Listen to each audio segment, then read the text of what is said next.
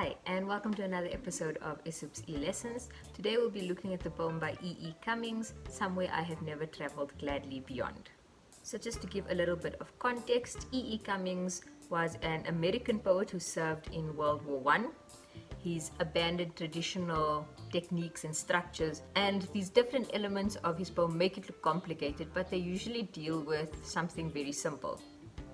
In this case, love. If we take a look at the title, it's essentially the first line of the poem. Somewhere tells us it's an unknown place. I is not capitalized, it suggests that he feels that he's not important. Have never traveled tells us, once again, it's somewhere he has never been before. The word gladly tells us that the speaker is eager to go there.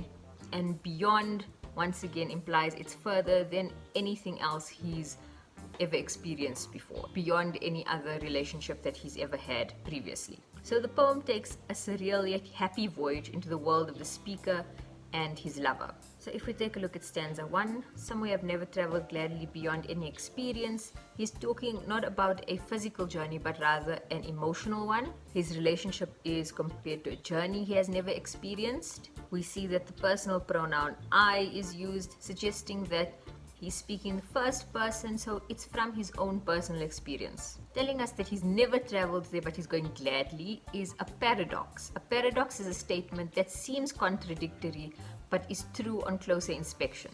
So he's happy to experience something that he's never experienced before. Line 2 goes on to say, your eyes have their silence. So this is an example of personification because his lover's eyes are given the ability to speak, or rather not speak in this sense. So remember that eyes represent windows to the soul. So by looking into someone's eyes, you can learn a lot about them. It suggests that he has a lot to learn about his beloved. In line 2, when he talks about how eyes have their silence, this is also an example of synesthesia. So synesthesia is the mixed experience of senses. We see that eyes usually experience sight, but he's also referring to his sense of hearing, where he hears nothing from them. The colon in line 2 tells us that the explanation will follow. His explanation says, in your most frail gesture are things which enclose me, or which I cannot touch because they are too near. So if we look at the term frail gesture, is referring to an insignificant mannerism. Basically something that she doesn't even realize she's doing, that doesn't seem like a big deal, that has the ability to enclose him. And enclose here means to surround or captivate. In line 4 he says, which I cannot touch because they are too near. Once again a paradox. And this is alluding to the mysterious power of love, because emotions cannot be touched, but they are so close to him, he feels it all the time. So the senses that we see in stanza 1 are hearing and touch. If we move on to stanza 2, he says, your slightest look. So in stanza 1 he referred to a frail gesture, and here he refers to a slightest look, so a small subtle look. So once again, nothing big, nothing that other people might notice, but he says your slightest look easily will unclose me. And using the word unclose basically means will open me up, though I have closed myself as fingers. So we see a simile in line 6. The speaker compares himself to a closed fist. It suggests that he's guarded. Perhaps he's been hurt in the past. We also see in line 6 and 7 the words closed and open seem to be contrasted. So this juxtaposition is a contrast of two opposite ideas. He says, you open always petal by petal myself as spring opens her first rose. So by saying you open always petal by petal myself, it's a metaphor where the man compares himself to a flower opening. And this is quite an unusual comparison because usually women are compared to flowers, but the fact that he's comparing himself to a flower that opens suggests his vulnerability. And when he says spring opens, touching skillfully, mysteriously her first rose, we see that spring is personified. It's given the ability to touch and in that way to cause flowers to open. In lines 7 and 8, we also see a simile. He's comparing the way that his beloved gets him to open up to the way that spring opens flowers. So in this simile, the woman he loves is compared to spring, and it suggests that she gives him life, just as spring brings life to the world. So it's interesting to see how he describes this relationship. It's one where his beloved is gentle and yet able to make him feel vulnerable, but not in a negative way. Okay, we see that the speaker's beloved treats him as though he is something precious. In line 7, when he talks about the petals, it suggests that she brings out the best in him, as though he's a flower in bloom when he is with her. In stanza 2, we also see the sense of touch being referred to. If we move on to stanza 3, he says, "Or if your wish be to close me." He's addressing his beloved and saying he will do as she wishes, and so this tells us that this woman has power over him. He says, "I and my life will shut very beautifully, suddenly." So we know that the speaker here is at her mercy. So he says, "My life will shut as when the heart of this flower imagines the snow carefully, everywhere descending." So we see a simile here. The speaker compares his closing off of emotions to a flower that closes due to the cold. So we see a contrast to the imagery we saw in the previous stanza where he said he was a flower that opens petal by petal. But he says if she wanted the opposite, he would close, just as the cold of winter causes flowers to close. In line 11, he talks about how the flower imagines the snow, and this is an example of personification because we see the flower is given the ability to imagine. Okay, and the fact that this flower closes from the cold suggests that their love will be protected from winter, and winter represents hardships. So I know that there's a lot of figures of speech here, but I think it's more important to understand the ideas that he's trying to express here, the ideas of love and his relationship, more than being able to pick apart each figure of speech. If we look at the diction, remember diction refers to the word choice.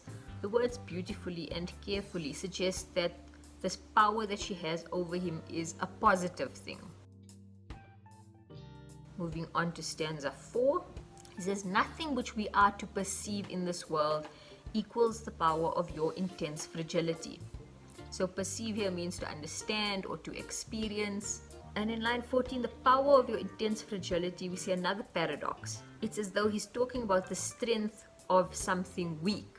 It once again reminds us of how he said her most fragile gesture and how her slightest look can unclose him.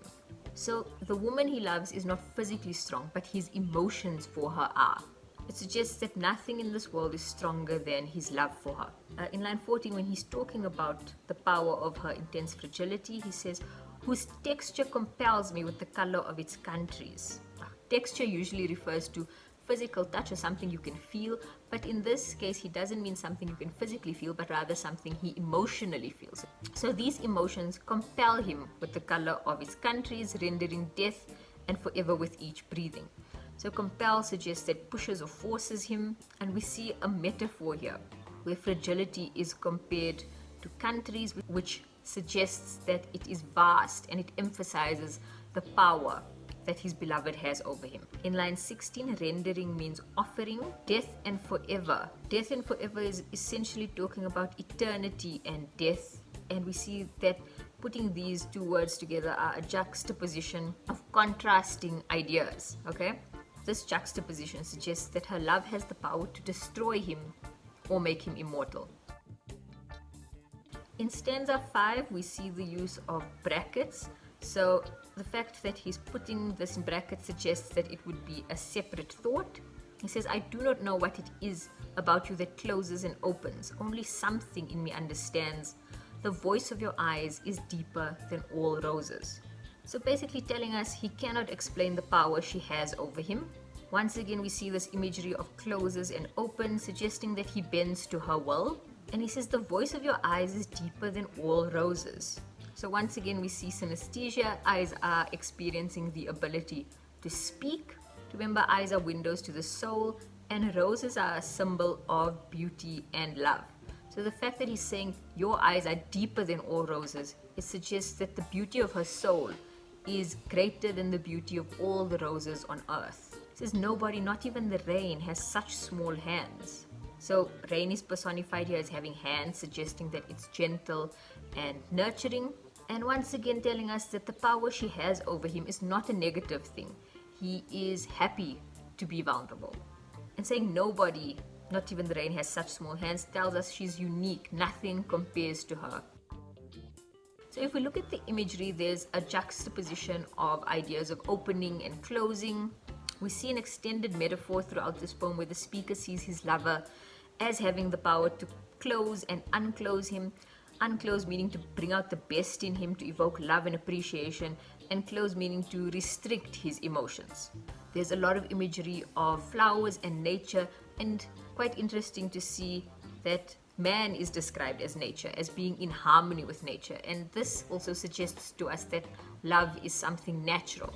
We see imagery referring to his lover's eyes in multiple stanzas, and remember that eyes are the windows to the soul, so suggesting almost that they are not mere lovers but soulmates. If we look at the style of this poem reflects a stream of consciousness. It's almost as though he's writing as thoughts are occurring to him. Okay, and this would also explain the unusual word order and spacing. So the odd punctuation and syntax implies that the speaker cannot express his lover's impact by using conventional grammar or vocabulary, because her power over him, it's mysterious. It's not something that he can explain by sticking to the normal rules of what everyone has experienced. It's almost as though it's a diary writing. It expresses feelings without any editing.